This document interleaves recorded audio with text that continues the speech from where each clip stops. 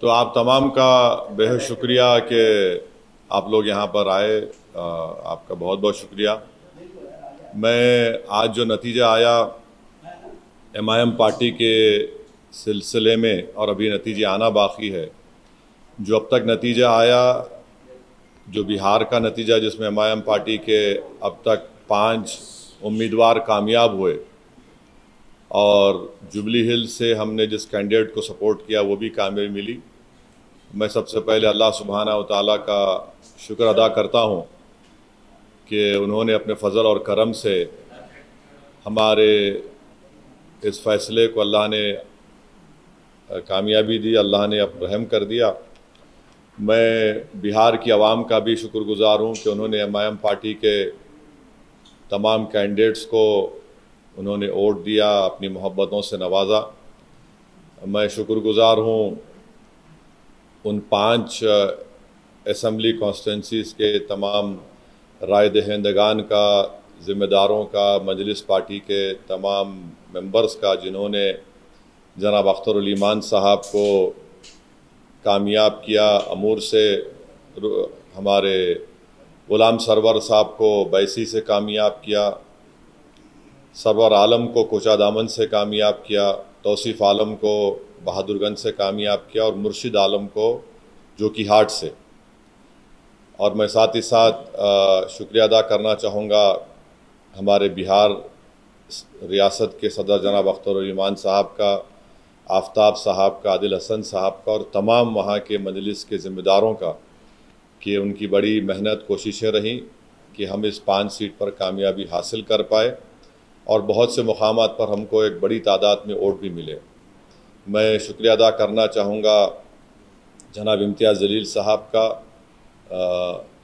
मुफ्ती इस्माइल क़ासमी साहब का जो रुकन असम्बली मालेगांव हैं, और महाराष्ट्र से जो तमाम मजलिस के ज़िम्मेदार आए, दिल्ली से आए, उनका शुक्रिया अदा करता हूँ। हैदराबाद से अहमद बलाला साहब गए और वो ज़िम्मेदार थे अमूर विधानसभा के लिए, और जनाब माजिद हुसैन साहब का ख़ास तौर से जो तौसीफ़ आलम साहब की विधानसभा बहादुरगंज में मेहनत किए, और तमाम मजलिस के अरकान बल्दिया का जो बंगाल से भी आए, झारखंड से भी आए।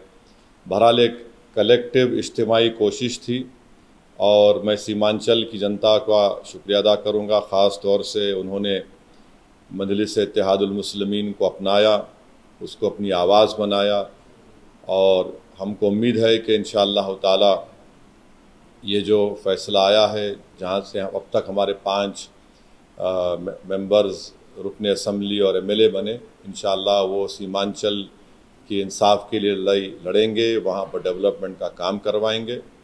और साथ ही साथ मैं जो नतीजा बिहार में आया है वो एक अवामी नतीजा है, हम उसको कबूल करते और हम मुबारकबाद देते हैं और अपनी नेक तमन्नाओं का इजहार करते हैं मौजूदा वज़ीर आला जनाब नीतीश कुमार साहब का।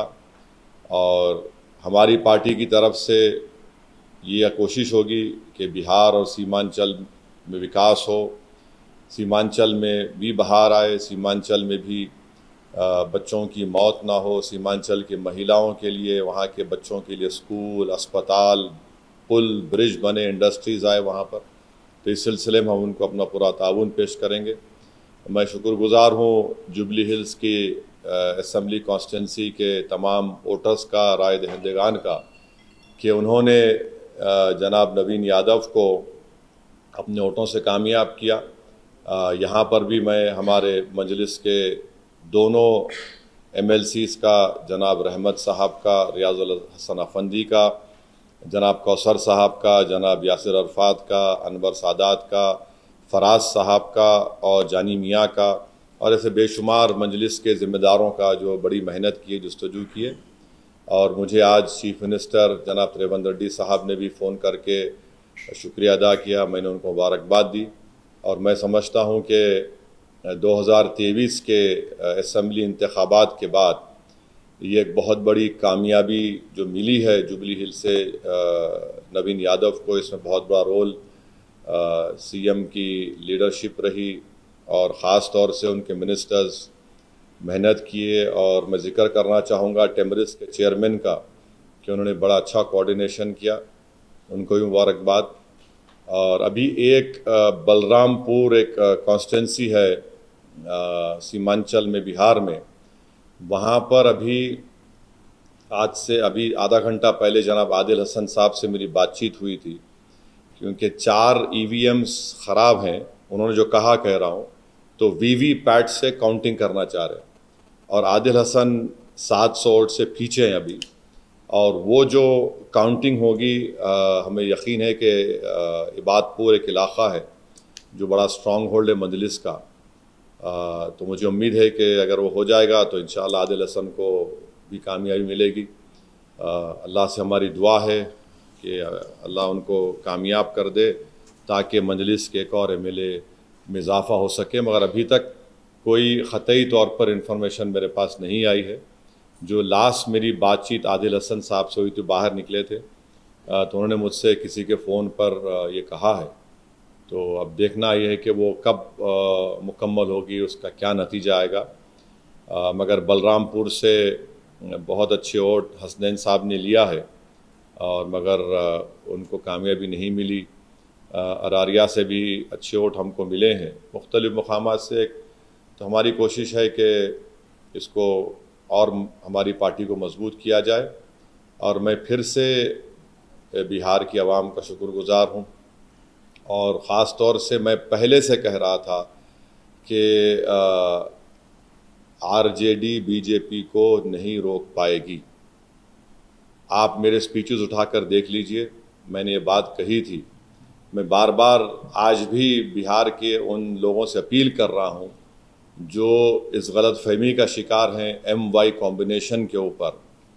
मैं पहले भी कहा, असेंबली इलेक्शन के दौरान भी कहा, और आज भी कह रहा हूँ, आप सिर्फ वोट डालने वाले बनकर रहेंगे, आप वोट लेने वाला बनिए।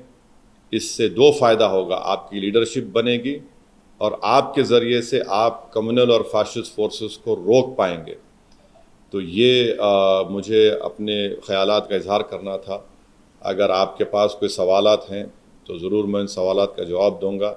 अगर आप 1 to 1 करना चाह रहे तो आप सवालात कम करिए, क्योंकि मैं 1 2 3 4 5 6 तो 22 माशाल्लाह से है, और फिर हमारे हैदराबाद के लोकल न्यूज़ चैनल्स भी हैं। तो इसलिए अब आपके ऊपर है, मैं तो बैठने तैयार हूँ। सिर्फ दुआ कर रहा हूँ कि आदिल हसन को भी अल्लाह बलरामपुर से कामयाबी दे दे।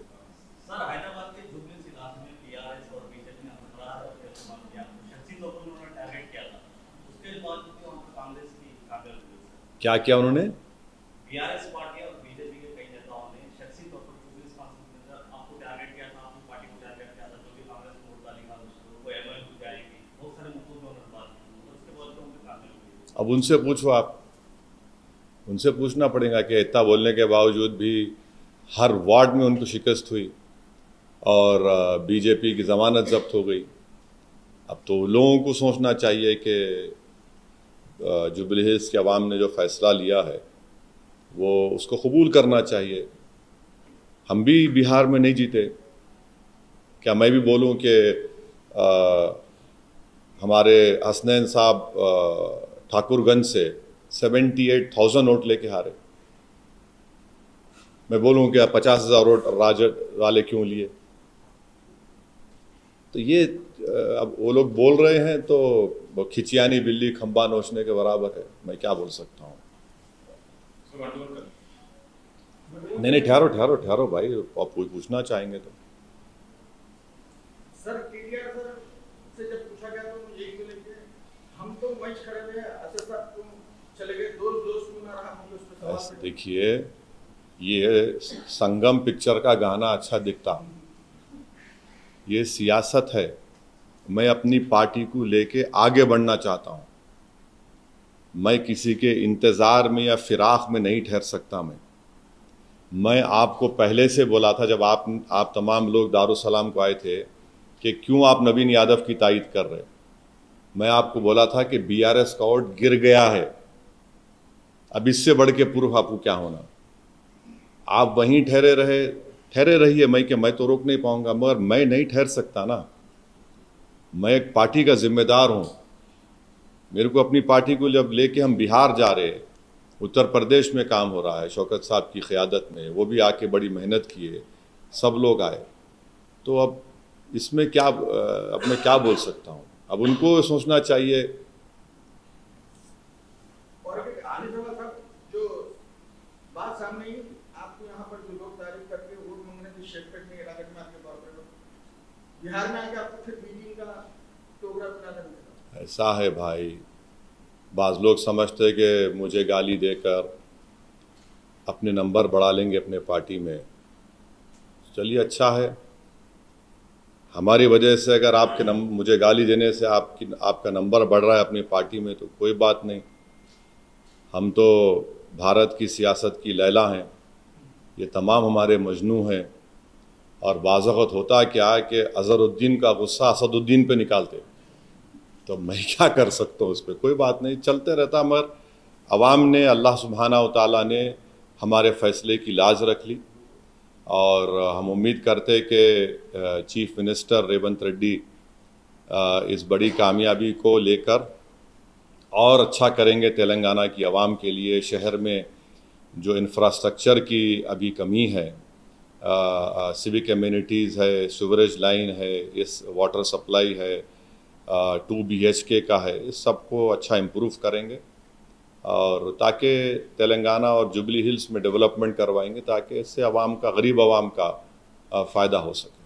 आने वाले बल्दिया इंतखाबात में क्या कांग्रेस के साथ तारीफ में काम?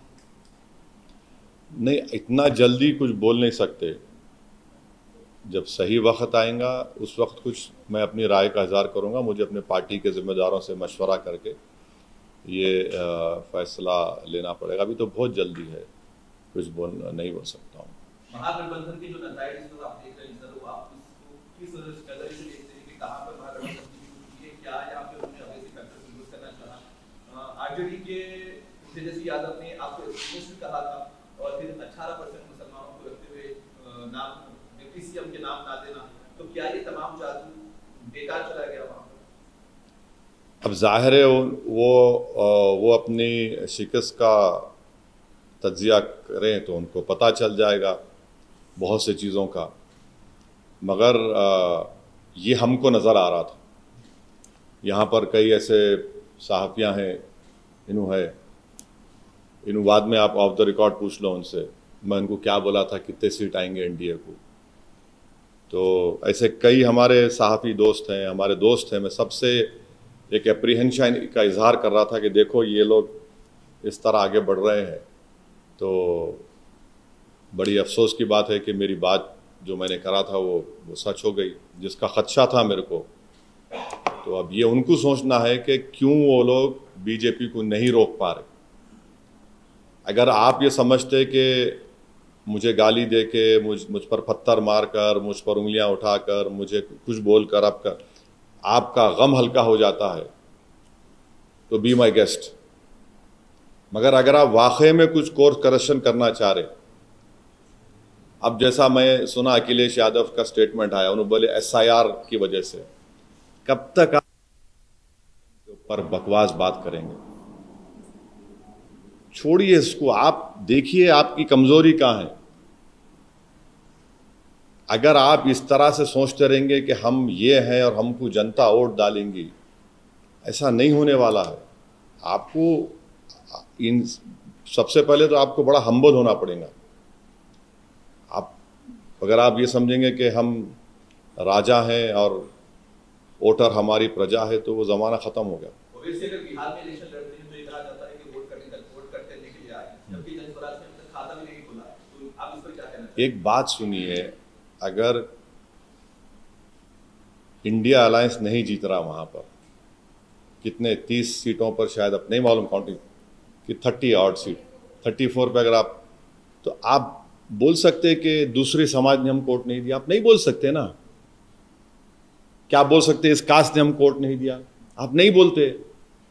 मगर आप ये समझते कि मुसलमान आपका एक कैप्टिव है, बंधुआ मजदूर है। कब तक आखिर ऐसा आप बोलते रहेंगे? और हम तो मुस्लिम समाज से अपील कर रहे हैं कि आप वोट डालने वाले मत बनिए, सिटीजन बनिए। वोटर मत बनिए, सिटीजन बनेंगे तो सिटीजन राइट्स आपको मिलेंगे। अगर आप वोट डालने वाले बनेंगे तो फिर इलेक्शन के बाद आपको सिर्फ ना सिर्फ भुलाया जाएगा बल्कि आप पर जो आफतें आती हैं उस पर उफ भी नहीं बोलते।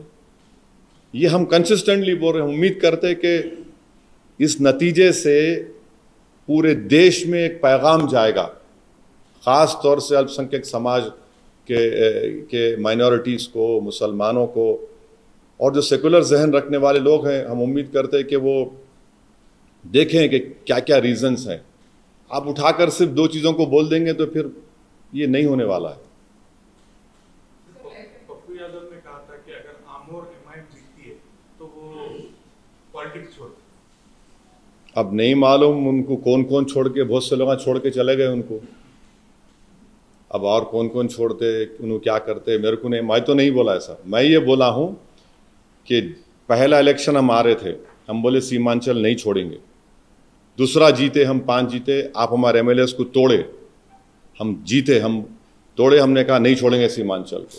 आज फिर हम कह रहे हैं, अल्लाह ने हमको कामयाबी दी, हम सीमांचल नहीं छोड़ेंगे।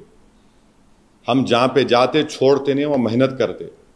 हम इस तरह के दावे नहीं करते। अब जो इस तरह के दावे किए हैं, अब ये सवाल उनसे पूछना आप पर वाजिब है। सर, एनडीए की जो नतज है, अगर गिरिराज सिंह का जो पहला वाला बयान है उसको जोड़ दिया जाए कि मुसलमान नमक हराम होते हैं, वोट नहीं देते हैं, तो क्या आज मुसलमानों ने एनडीए को वोट नहीं दिया हो? अख्तर अली खान के खिलाफ सबा जफर खड़े थे, सबा जफर खड़े थे ना, वो नहीं जीत पाए, मगर वोट मिला उनको। तो अब सबा जफर से उनको पूछना चाहिए। ठीक है, हो गया, चलिए।